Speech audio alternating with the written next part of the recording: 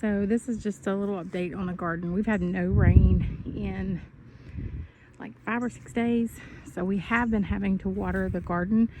There's the aromas that are getting tall. We just keep kind of looping them through the fence as they grow. And they'll just go right up the fence. And here are all the jalapenos. Got some corn back there. And then these are our Bradleys. So they are starting to bloom. So won't be long. We'll have some green tomatoes and some good red tomatoes for bologna sandwiches. And then this is the okra. So it's coming along. We got more corn back there and then cucumbers. And I wanted to share again with, if you watched the previous video, we talked about tilling the garden and how he pushes the dirt up in the center and then he'll just go along with a hoe, and that just helps support the plant, especially the corn. You have to, when the weeds start coming in around the corn and the corn starts growing, you have to really fold that dirt over and it helps support the corn. We had a lot of bad straight winds up here, and so it really, we've had to really watch and babysit our corn because of the straight winds. We've put all kind of stuff to keep them straight, but the wind will come in and just destroy all your corn. So we really try to support it as it's growing and just build better stalks.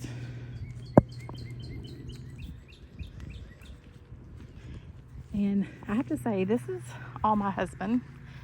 I haven't been out here to help very much this year. When everything starts getting picked, I'll come out in the evenings and pick, and I help put up everything. But I broke my foot, and I'm just kind of getting over that.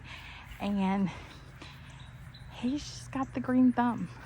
I can cook it and can it, but he grows it.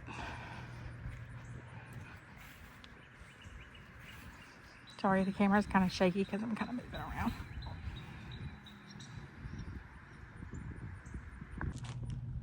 So I'm going to show you guys in just a little bit. I'm just going to freeze the squash and zucchini that we got this week. And then I'll can some squash too, because I do like canning. But it just doesn't take up the freezer space. But I just kind of want to give you an update on the garden. So this is what I've collected in 1 week. So I'm going to wash all of these. And then I'll slice them or dice them, however I want to do it. And I'm going to freeze the zucchini and the squash this time. Next time I'll probably can some of the squash. And then we just got a few cucumbers coming at a time. So I've just been cutting them up, putting some Everglades seasoning on them and with some ranch dressing, and they are really good. So I just want to kind of share with you guys what we have so far. Okay, so I rinsed my squash. I actually soak it in water for a little bit in the sink, and then, or you can use one of these tubs. Let it soak for a little bit, just loosens the dirt. And then it goes in dirt, guys. It's my little dirt on it. Then I will rinse it really good. And you can even take a little scrubbing pad if you have one, clean handy, and use it to scrub them a little bit. If there's sometimes this stuff, but I just usually cut it out. It just won't come off. Like there's a little bad spot. You don't want to if it's really, really on edge where it's not maybe just too ripe, you don't want to freeze it. So I try to freeze it pretty quick after it comes out of the garden.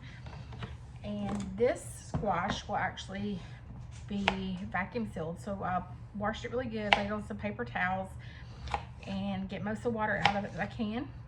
And then I will slice it just however, doesn't really no rhyme or reason. You can slice it round, you can slice it in half. I just normally do quarters.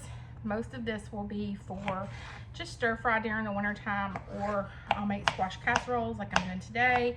Before, my husband's mother would have me cook, told me to cook it with onion and then water and cook it till it's soft, and then let it cool completely, then take the squash with the water and onions and put it in a freezer bag.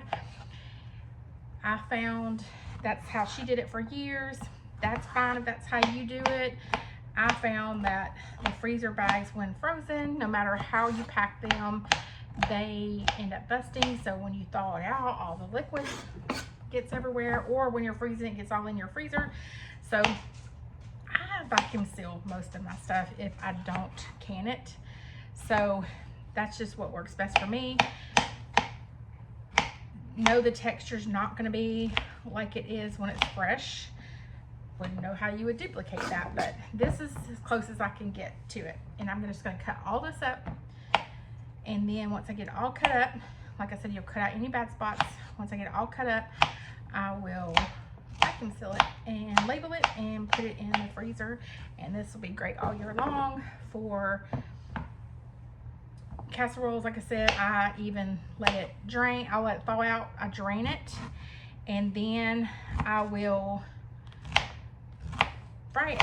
Put it in some milk and egg and lightly flour it, and I fry it that way too. I don't fry a lot, so I normally just use it stir fry, or I even make vegetable lasagna. I'll use it in that with some zucchini and other veggies. But and this I'll do my zucchini too, but I'm just going to show you guys what I have today. And this is from this week, like I said earlier. So I'm just going to go through it and cut it up like this, put it on this tub, and then I even put a little paper towel in here to absorb some more of the water. There's not much left on it, you can see. And then once I get it all cut up, I will vacuum seal it. And I take my scraps. I hate throwing anything away. So that's, to the animals, that's lunch. So I will actually, see I just cut off that little bad spot. I will actually throw that out back for the squirrels and rabbits. Sometimes the goat ends up with some of it if he likes it. Our mini mule does not like a lot of stuff, so the squirrels or the little goat will like it. So if you had pigs, great, throw it to the pigs. I just don't like wasting even the scraps. So okay, so I have cut up, this is a 12-quart container, and I've talked about these in other videos about like canning supplies and things like that. I use these a ton this time of year. Gives me a place to put the stuff I'm prepping it before I prep it. Like I can just take this and go straight into the vacuum seal bags, and it's just great. And it just makes things a lot easier. So the zucchini, I'll usually slice like this. Just cut it in half and slice it. Just kind of keep your slices uniform. I use a lot of zucchini for lasagna, like vegetable lasagna, things like that. So this just makes it easier for me. You can slice it round however you like, just whatever makes you happy. This is just the way I do it. I will also go ahead and take some later on and make spaghetti noodles with them, or zucchini noodles for spaghetti. And I actually make them and put them in a big pan like this, and then just make sure they're drained really well, because they create zucchini has a lot of water in it. So drain it really good. Then you can vacuum seal it just like I'm going to vacuum seal these. And then they're already, you just have to cook them. Like I stir fry them, like whatever. Put them with some butter, garlic. You can do whatever with them. And that's just how I do the zucchinis most of the time. Love wheat zucchini. My husband's not a big zucchini fan, so it doesn't have a lot of flavor, but I like it. I do zucchini and like cook it, like take it like this and cook it in a little bit of butter, put lots of garlic and Parmesan cheese. That's probably my favorite. Do zucchini and tomatoes. I actually can zucchini and tomatoes. So I grew up, my dad fixed that a lot, and I grew up liking that quite a bit. So I just do it zucchini different ways, but most of the time just saute it with some garlic and Parmesan cheese. I even make and I'll try to do a video on it, but I will make a Alfredo chicken, and I put zucchini in it instead of noodles. And I just keep it like this, and I'm gonna cut my finger off. I just keep it like this and slice it. Put it in there. You can do it in chunks. You can do it like this, whatever you want to do. So you can cut it this way, just whatever.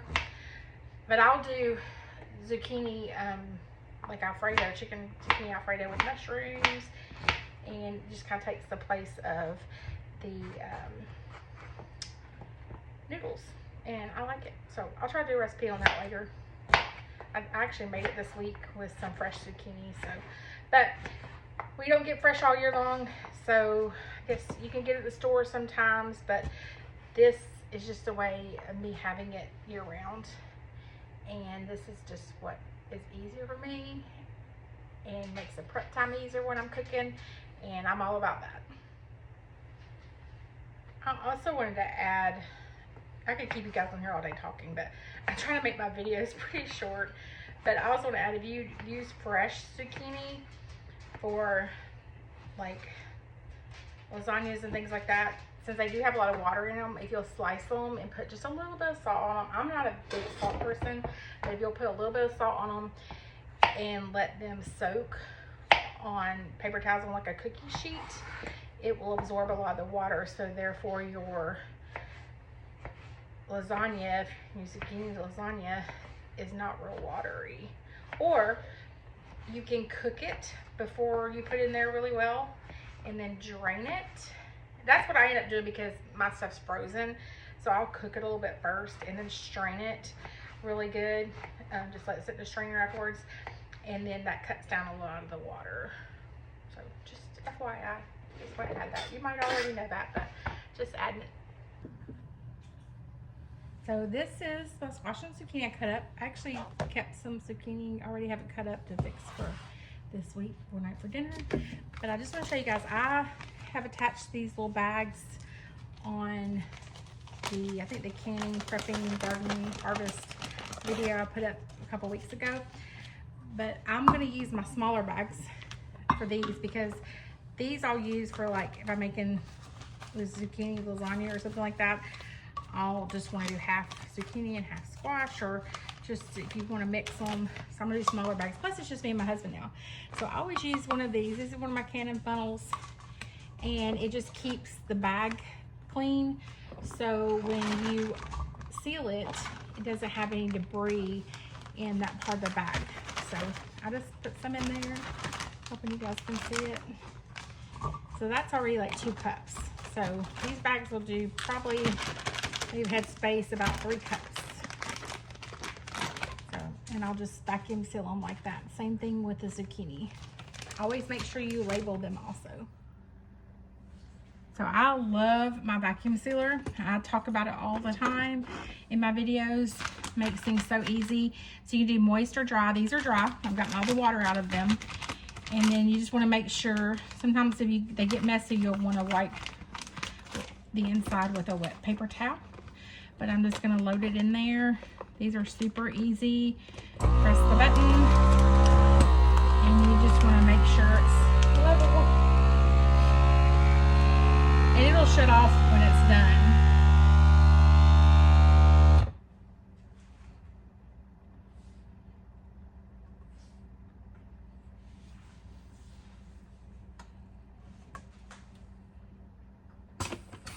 And it also kind of lets you know it has a good seal. But that's a lot of, the 3 cups of squash right there.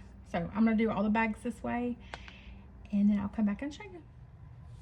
Okay, I'm all done. Here's the zucchini. I actually made these bags, but you can do whatever size you want. My vacuum sealer cuts and seals, so I can make whatever size bags I want, but I still did some small ones. But these are already in the freezer. Here is all the squash. Thanks for joining the Ellis Way 10.